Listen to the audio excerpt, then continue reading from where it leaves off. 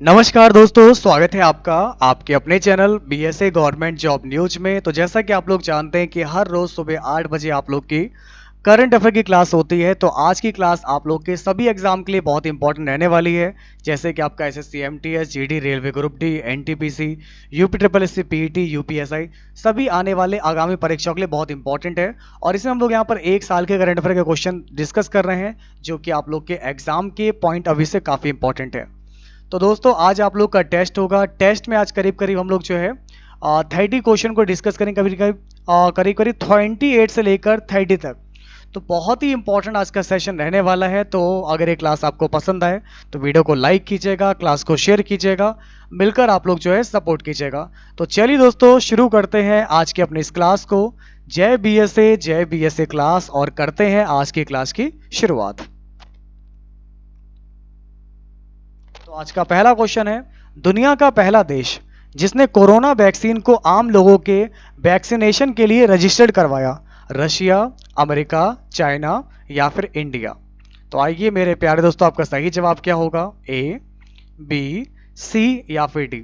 अगर आपने चूज किया है रूस तो बिल्कुल राइट हो जाएगा। वेरी गुड क्लास, आपका सही जवाब हो जाएगा रशिया।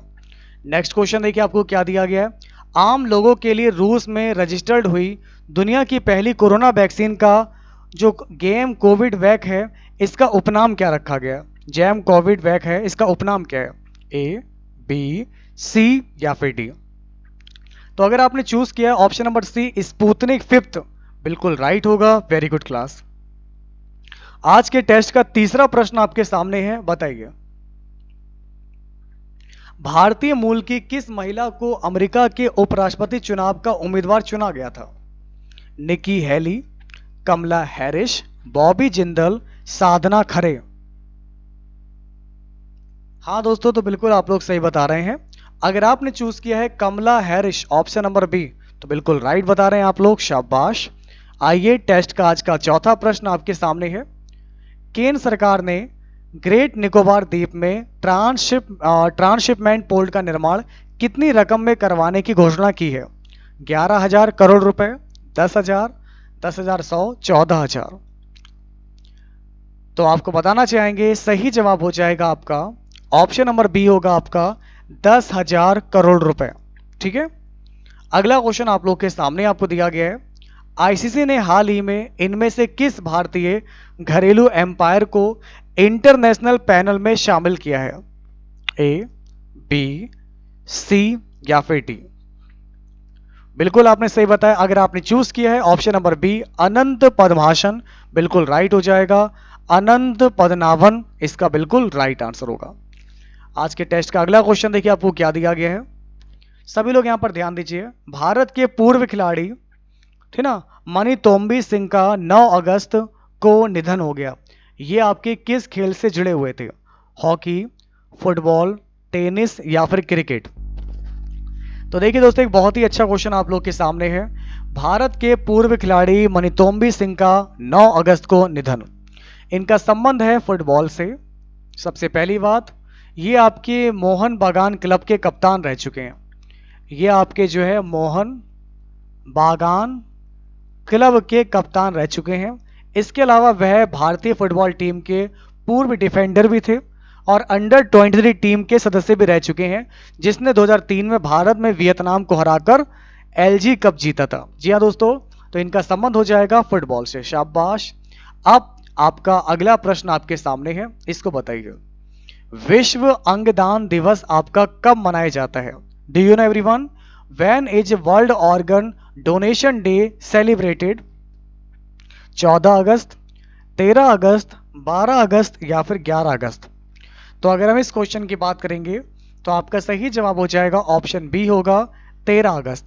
मानव अंग व्यापार को रोकने, मृत्यु के बाद अंगदान को बढ़ावा देने के लिए भारत सरकार ने मानव अंग प्रत्यारोपण अधिनियम 1994 पारित किया है और वर्ष 2011 में इस अधिनियम में संशोधन किया गया। संशोधन करके टिश्यू दान को भी इसके अंतर्गत लाने का प्रावधान किया गया है। तो अगर हम इस क्वेश्चन की बात करेंगे तो आपका सही जवाब हो जाएगा 13 अगस्त। दोस्तों, अभी हाल ही में किस देश के प्रधानमंत्री हसन दीव ने अपने पद से इस्तीफा दिया? आपके ऑप्शन है पाकिस्तान, इजराइल, लेबनान, साइप्रस। जी हाँ दोस्तों, अगर आपने चूज किया है सी लेबनान, बिल्कुल राइट हो जाएगा। वेरी गुड क्लास, बहुत बढ़िया। आपका करेक्ट आंसर हो जाएगा लेबनान।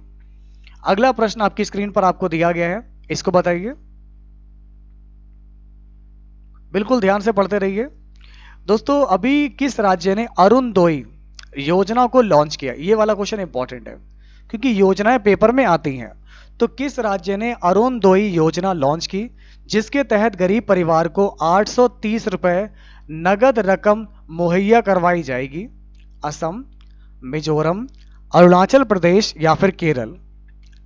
तो देखिए दोस्तों, अगर हम इस क्वेश्चन की बात करेंगे तो आपका सही जवाब हो जाएगा असम। असम की राजधानी है दिसपुर, राज्यपाल हैं जगदीश मुखी और मुख्यमंत्री हैं सर्बानंद सोनोवाल जी।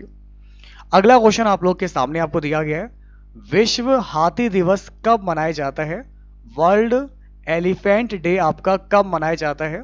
12 अगस्त, 10 अगस्त, 9 अगस्त या फिर 8 अगस्त? देखिए दोस्तों, विश्व हाथी दिवस मनाया जाता है आपका 12 अगस्त को।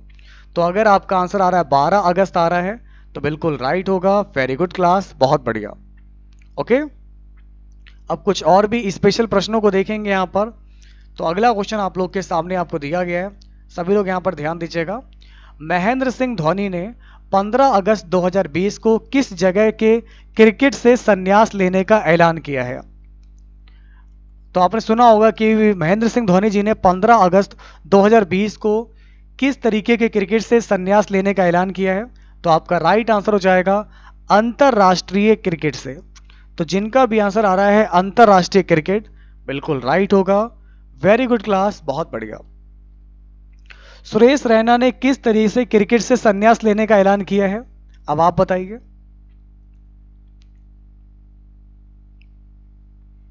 हाँ, तो अगर हम इस क्वेश्चन की बात करेंगे तो आपका राइट आंसर हो जाएगा अंतरराष्ट्रीय क्रिकेट। तो महेंद्र सिंह धोनी जी के बाद उन्होंने भी जो है इंस्टाग्राम अकाउंट पर पोस्ट पर इसकी जानकारी दी थी। तो अगर आपका आंसर बी आ रहा है अंतरराष्ट्रीय क्रिकेट तो बिल्कुल परफेक्ट हो जाएगा। वेरी गुड क्लास, बहुत बढ़िया। नेक्स्ट क्वेश्चन देखिए क्या दिया गया है। पीएम नरेंद्र मोदी जी ने 74वें स्वतंत्रता दिवस पर लाल किले से देश के नाम संबोधन में किस हेल्थ मिशन का ऐलान किया था? National digital health mission, health card mission, health data upgrade app, Modi health mission? तो आपका राइट आंसर हो जाएगा एनडीएचएम, यानी कि national digital health mission. National digital health mission. Okay, तो अगर आपका आंसर ए आ रहा है तो बिल्कुल राइट होगा। अगला क्वेश्चन आपके सामने है, इसको बताइए। पीएम नरेंद्र मोदी जी ने 74वें स्वतंत्रता दिवस पर प्रोजेक्ट टाइगर की तर्ज पर अब कितने जंगली जानवरों के लिए प्रोजेक्ट शुरू करने का ऐलान किया है? बताइए।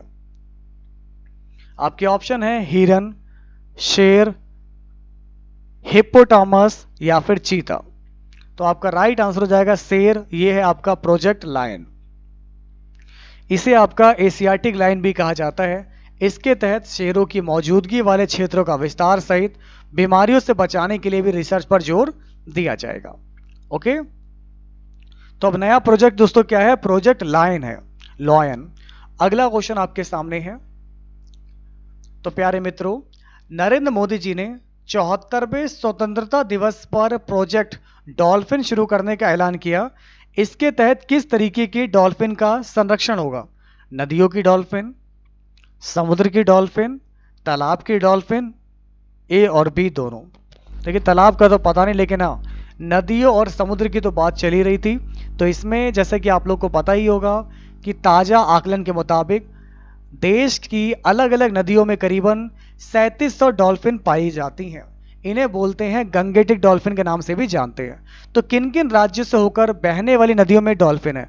असम, बिहार, झारखंड, मध्य प्रदेश, राजस्थान, उत्तर प्रदेश, पश्चिम बंगाल।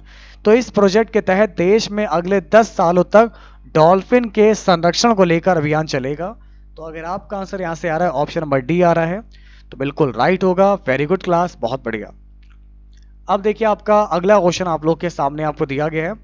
किस वाइस एडमिरल को किस वाइस एडमिरल को, दोस्तों 21 लिखा है आपका, किस वाइस एडमिरल को महानिदेशक नौसेना अभियान डीजीएनओ नियुक्त किया गया है? डायरेक्टर जनरल नेवल ऑपरेशंस, ये आपका इनको अपॉइंट किया गया vice admiral. Do you know everyone? Dinesh के त्रिपाठी, सुरेश राणा, समीर चतुर्वेदी, रमेश अगम। तो अगर आपने चूज किया यहां पर दिनेश के त्रिपाठी, बिल्कुल राइट होगा। इसके अलावा नौसेना जो प्रमुख है वो कौन है आपके? एडमिरल, नौसेना प्रमुख दोस्तों कौन है आपके? Admiral Karambir Singh, admiral Karambir Singh. ठीक है, अगला क्वेश्चन देखिए आपके सामने क्या है। आरबीआई ने चेक से होने वाली धोखाधड़ी को रोकने के लिए कौन सी सुविधा को शुरू किया? पॉजिटिव पे, नेगेटिव पे, हेलो पे, योर पे। आपका राइट आंसर हो जाएगा दोस्तों यहां से पॉजिटिव पे होगा इसका बिल्कुल परफेक्ट आंसर। अगला क्वेश्चन देखिए, इंडिया बुल्स हाउसिंग फाइनेंस आईबीएच का नया नॉन एग्जीक्यूटिव चेयरमैन किसे नियुक्त किया गया है? अशोक कामरान, सुभाष शिवराण मुद्रा, या फिर मिहिर मल्होत्रा, या समीर रायजादा। तो देखिए दोस्तों, अगर इस क्वेश्चन की बात करेंगे तो आपका राइट आंसर क्या हो जाएगा? सुभाष शिवराण मुद्रा जी। तो जिनका भी आंसर आ रहा है सुभाष शिवराण मुद्रा, बिल्कुल राइट होगा। वेरी गुड क्लास, बहुत बढ़िया। अगला क्वेश्चन देखिए आपके सामने है, Indian council for research and international economic relation ICRIER का नया चेयरमैन किसे बनाया गया है? प्रमोद भसीन, ईशर जज अहलुवालिया, मुकेश प्रधान, आनंद प्रधान। बताइए। देखिए दोस्तों, अगर हम इस क्वेश्चन की बात करेंगे तो आपका सही जवाब हो जाएगा ए, प्रमोद भसीन। अगर हम बात करेंगे ICRIER मतलब क्या है? Indian council for research on international economic relation. इसका मुख्यालय कहां पर? हेडक्वार्टर। तो मेरे प्यारे दोस्तों, इसका हेडक्वार्टर है नई दिल्ली में है। इसकी स्थापना दोस्तों कब की गई थी? 1981 में की गई थी। और यह एक आपका नॉन प्रॉफिट ऑर्गेनाइजेशन है, एक थिंक टैंक है। आइए अब कुछ और भी मशहूर प्रश्नों को देखेंगे। ये वो सवाल हैं आप लोग के जो अभी हाल ही में जो पेपर हुए थे अभी, तो ये प्रीवियस पेपर के क्वेश्चन है जो अभी जल्दी हुए हैं। तो उनमें से मैंने जो अभी हाल ही में जो पेपर हुए हैं, जो परीक्षाएं हुई हैं, तो उनमें से मैंने कुछ क्वेश्चन सेलेक्ट किए हैं। तो ये और भी इंपॉर्टेंट आपके लिए है। इसको बताइए, भारत के पहले प्राइवेट रॉकेट के इंजन का सफल परीक्षण किस कंपनी ने किया है? Skyroot Aerospace, Bellatrix Aerospace, SpaceX air, या फिर ब्लू ओरिजिन। शाबाश मेरे शेरों, बिल्कुल सही बता रहे हैं आप लोग। तो आपका राइट आंसर हो जाएगा स्काई रूट एरोस्पेस होगा बिल्कुल आपका राइट आंसर। इंजन का नाम है रमण। ओके, अगला क्वेश्चन देखिए, जापान के बाद अब कौन सा विकसित देश मंदी की चपेट में आ गया है? USA, France, UK, China. तो अगर आपका आंसर सी आ रहा है आपका यूनाइटेड किंगडम, बिल्कुल राइट है। वेरी गुड क्लास, बहुत बढ़िया। नेक्स्ट क्वेश्चन आपकी स्क्रीन पर है, आप लोगों को क्या बताना है। सुप्रीम कोर्ट ने हिंदू उत्तराधिकार संशोधन कानून 2005 को लेकर अहम फैसला सुनाया, जिसके तहत अब बेटियों को किस संपत्ति में बराबरी का हक मिलेगा? भाई की प्रॉपर्टी में, पैतृक संपत्ति, ससुराल की संपत्ति, दूसरे पिता की संपत्ति। तो आपका राइट आंसर हो जाएगा पैतृक संपत्ति में। जी हां दोस्तों, तो आपका राइट आंसर हो जाएगा, कोर्ट ने कहा अगर पिता की मौत 9 सितंबर 2005 से पहले हुई है तो भी बेटियों को पैतृक संपत्ति में बराबरी का हक है। ओके, देखिए दोस्तों, हिंदू उत्तराधिकार कानून 1956 में आपका लागू हुआ था। ऐसे में आपका राइट आंसर हो जाएगा ऑप्शन नंबर बी। आइए, राहत इंदौरी का निधन 11 अगस्त 2020 को हो गया है, वह इनमें से क्या थे?